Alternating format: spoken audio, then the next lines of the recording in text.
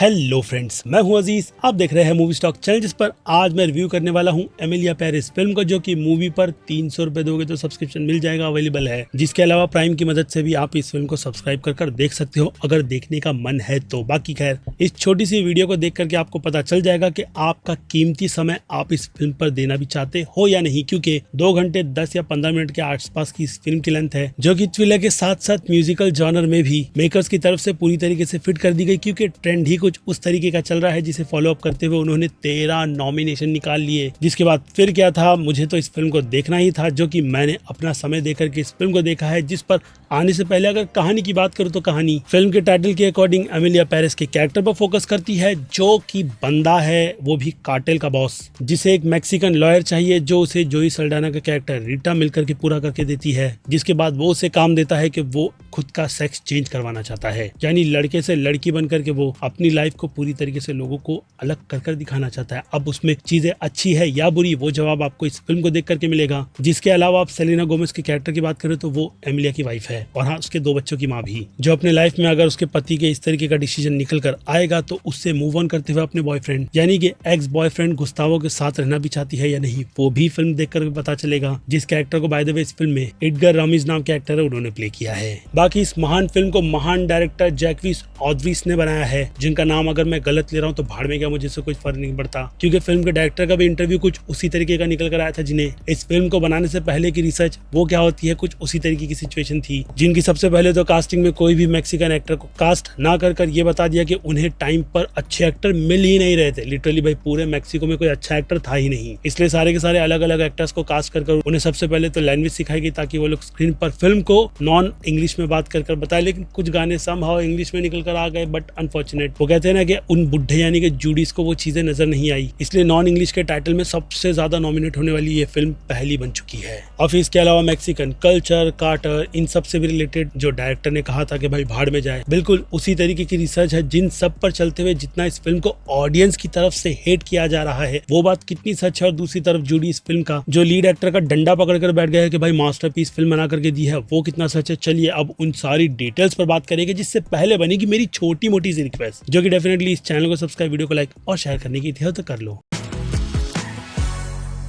So friends, थोड़ी trigger warning नहीं दी थी तो अब दे दूंगा कि भाई थोड़ा ईयरफोन लगा लेना, वरना सिचुएशन आउट ऑफ कंट्रोल होगी। लेकिन गालियों पर कंट्रोल रखते हुए बीप वाली बात यानी कि ब्लैंक स्पेस डालने वाला काम मैं करूंगा, क्योंकि सच में इस फिल्म को देख करके जितना गुस्सा निकल कर आया है, वो अगर एक वर्ड में डिस्क्राइब करके बताओ तो बहन के पिक्चर नहीं, तुमने एक बाबा सिर बना करके दिया है लोगों को, और ये कह रहे हो कि भाई ये तो गोल्ड है, इसे आपको प्रेस करना चाहिए, क्योंकि वो किस्म कुछ इसी तरीके से लोगों के बीच डाला जाता है ताकि लोग उसे देख करके भाई सेलिब्रेट करें। लेकिन घंटा मेरा बहन, तुमने फिल्म के नाम पर जो कचरा बना करके दिया है, अगर उसकी बात करूं तो फिल्म अपने जितने भी डिपार्टमेंट में आपको प्रेजेंट करने की कोशिश करती है, वो सारी प्रेजेंटेशन अगर डिटेल वाइज में बैठे तो सबसे पहले आते हैं सिनेमेटोग्राफी घटिया, इसके अलावा गाने के सिलेक्शन लिटरली घटिया, वो सेक्स चेंजिंग वाले ऑपरेशन वाले गाने के कुछ लिरिक्स को अगर इंग्लिश में भाई फन के हिसाब से देखो तो ठीक है, लेकिन सिचुएशन बिल्कुल भी नहीं जम रही थी, ये बात तो भाई 100% श्योर है। इसके अलावा एमिलिया का कैरेक्टर का भी एक सॉन्ग सीक्वेंस है, जो खुद के कैरेक्टर, खुद की पर्सनैलिटी को प्रिंसेस वाली जॉनर में रख करके अगेन कहूंगा कि खुद के कैरेक्टर को ही काफी ज्यादा उभारते हुए कुछ अलग दिखाने की घंटा कोशिश करती है, क्योंकि रिस्पॉन्सिबिलिटी जैसी चीज तो भाई बंदा लेना नहीं चाहता, इसलिए वो बंदी बन करके सबसे पहले तो अपने बच्चों और बीवी को दूर करेगा और फिर जाएगा अपनी एक गुमनाम सी लाइफ जिएगा, जिसमें उसकी मदद ऑब्वियसली आदर्शवादी रीटा का कैरेक्टर कर रही है, जो कि पहले तो क्राइम के अगेंस्ट होती है, लेकिन जब पैसे की बात आई तो भाई मैं तो पिघल गया वाली हिसाब वाली डेफिनेटली वैसी ही कैरेक्टर आपको नजर आती है, जिसके चलते उसके कैरेक्टर का वो कहते हैं ना कि जस्टिफिकेशन सेकंड हाफ में भाई इन लोगों ने क्या कर दिया पता है। नहीं, वो स्पॉइलर के चलते मैं आपको बताऊंगा, क्योंकि फिल्म की शुरुआत में अगर कैरेक्टर कार्टेल से रिलेटेड करता है तो काफी ज्यादा उम्मीदें उस कैरेक्टर से बढ़ जाती है कि भाई कार्टेल का बॉस भाई वो दिखने में तो बहुत ज्यादा सख्त है, जो कि भैंस वो तो होगा ही ना,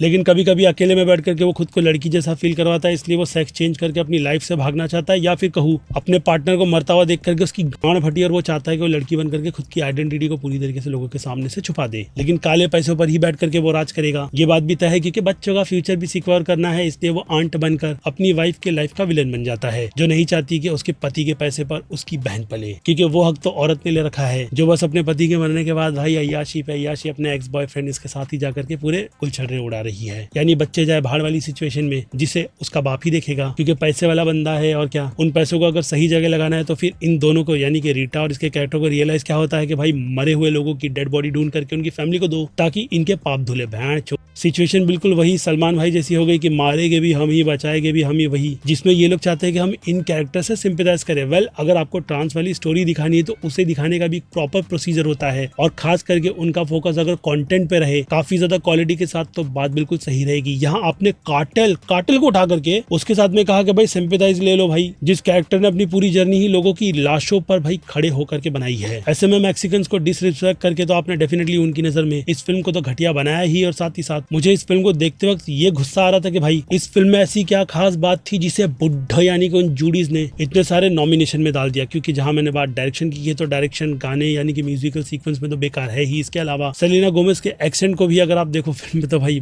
हंसी ही आती है, और इसके अलावा इस पूरी की पूरी फिल्म पर भी, क्योंकि वो बंदा औरत बनने के बाद भाई प्यार किससे करेगा? औरत से। यानी एलजीटीवी की वही प्रॉब्लम है भाई, पहले तो ये कंफर्म कर लो कि तुम हो क्या, जिसके बाद अगर तुम उस जॉनर में स्टिक हो गए हैं तो उसके अपोजिट वाला ही प्यार होता है। ये बात भी दिमाग में डाल लेनी चाहिए, ना कि ये कि कोई लड़का लड़की बन गया तो उससे लड़कियों की तरफ अट्रैक्ट होगा, और जो लड़की लड़का बन गई है उससे लड़के की तरफ अट्रैक्ट होगा। यानी सिचुएशन बिल्कुल ऐसी वाली ही है। लेकिन फिलहाल तो ये लोग एग्री नहीं करने वाले, जिसमें इस फिल्म ने लिटरली मुझे बोर नहीं बल्कि बहुत ज्यादा टॉर्चर किया, वो भी हर एक पॉइंट पर। क्योंकि सबसे पहले लॉयर वाली सिचुएशन ही मुझे समझ नहीं आ रही थी कि भाई तुम्हें सेक्स चेंज ऑपरेशन करवाना है तो किसी डॉक्टर को पकड़ना होगा, ना कि लॉयर को। जिसके बाद आप उसे रैंडमली पैसे दे दो कि भाई इतने पैसे में तेरे को काम करना है, जो कि वो कर देगी, तो उसके बाद उस कैरेक्टर को इतना ज्यादा महान बना दिया जाएगा कि उसके मरने के बाद उसके कसीदे पड़े जाएंगे। जी हाँ, इस फिल्म में भी कुछ उसी तरीके की सिचुएशन उस कैरेक्टर को लेकर के एंड में दिखाई जाती है। यानी ना घर के रहे ना घाट के, बस डायरेक्टर ने फिल्म बना दी लोगों को प्रेजेंट करने के हिसाब से, जिसमें इस तरीके की प्रेजेंटेशन तो मैं बिल्कुल भी नहीं चाहूंगा। जिसे अब अगर रेटिंग वाइज बांटा जाए, जो कि हाँ इस फिल्म को भाई इतने सारे नॉमिनेशन मिले तो बांटना बनता भी है, तो सबसे पहले शुरुआत करूँ एक्शन की। तो फिल्म में एक्शन है लेकिन भूले बिसरे सही, इतने बड़े काटल को धमकी, किडनैपिंग, उंगली काटना, ये सारी चीजों को ध्यान में रखकर मैं इस फिल्म के एक्शन को 5 में से 1.5 स्टार की रेटिंग दूंगा। तो वहीं कॉमेडी तो पूरी की पूरी ये फिल्म ही है, जिसे इस जॉनर में तो डेफिनेटली 5 में से 2.5 स्टार मिलना ही चाहिए। क्योंकि लिटरली अगर आप इस फिल्म के सीरियस मोमेंट को भी देखोगे तो आपको हंसी आती है। जिसके बाद बात करें ड्रामा की, तो ड्रामा में रिसर्च के नाम पर जो टट्टी परोसी गई है, उस हिसाब से तो फिल्म में बाकी के प्रोडक्शन की क्वालिटी भी डाली जाएगी। जिन सबको मिलाकर के मैं इस फिल्म को राइटिंग की इस रिसर्च में बिल्कुल भी ना रिसर्च करते हुए, वो भी मैक्सिकन कल्चर को ध्यान में रखते हुए, 5 में से 2 स्टार देना बनता है। और फिर बात की जाए फिल्म के सस्पेंस की, तो फिल्म में सस्पेंस भाई नहीं था। क्योंकि ये प्रेडिक्टेबल सी फिल्म अपने सारे ही कैरेक्टर को शुरुआत में दिखा करके आपको ये बात बता देती है कि आगे जब सिचुएशन लड़के से लड़की बनने की होगी तो किस तरीके की होगी। जिस हिसाब से सस्पेंस को मैं 5 में से 1 स्टार दूंगा। तो वही फिल्म की हॉरर फिल्म की बात करें तो पूरी फिल्म हॉरर की कैटेगरी में काफी अच्छा खासा खुद को प्रेजेंट करती है, क्योंकि एक्टर्स को देख करके वो डर फील हो रहा था जो कि इस फिल्म ने मुझे प्रोवाइड किया। इसके अलावा थ्रिलर, इन दोनों कैटेगरी को ध्यान में रखूं तो बैलेंस बनाते हुए 5 में से 2 स्टार ये फिल्म इस कैटेगरी में लेगी। जिसमें अब मास ऑडियंस की बात की जाए तो मास ऑडियंस की नजर में काफी घटिया टाइम वेस्ट वाली कैटेगरी में ये फिल्म डेफिनेटली सी का स्कोर डिजर्व करती है। तो वही क्रिटिक्स की बात करें तो सिनेमा बोलती हुई वो क्रिटिक्स डेफिनेटली इस फिल्म को एक ही कैटेगरी में रखेगी, जिनसे इतनी सारी रेटिंग दिखाने के बाद मैं अपना ओपिनियन शेयर करूं तो 0 रेटिंग देना बनता है। जिससे हटकर अगर ऑनेस्टी पर रहूं तो भाई इस बोरिंग, बेकार और डल सी फिल्म को मैं टाइम वेस्ट वाली कैटेगरी यानी कि सी में रखना चाहूंगा, बिल्कुल मास ऑडियंस की तरह। क्योंकि अंदर से गुस्सा और जो बायसनेस निकल कर आ रही थी उस पर मैंने अपना ऑनेस्ट टेक दिया है इस फिल्म से रिलेटेड, जिस पर अब आप अपनी राय मुझे कमेंट में लिख कर बताइएगा कि आपने इस टट्टी को, इन सारी चीजों को ध्यान में रखकर देखा भी था या नहीं। जिस वीडियो से खैर कुछ लोग अगर ऑफेंस हो गए तो वो कहते हैं ना कि मुझे फर्क नहीं पड़ता कि जमाना क्या कहता है,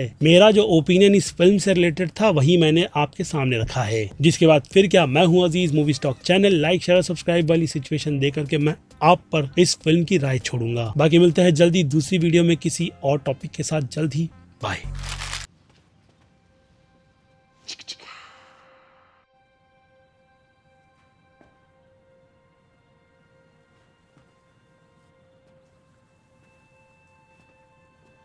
You're still here. It's over. Go home.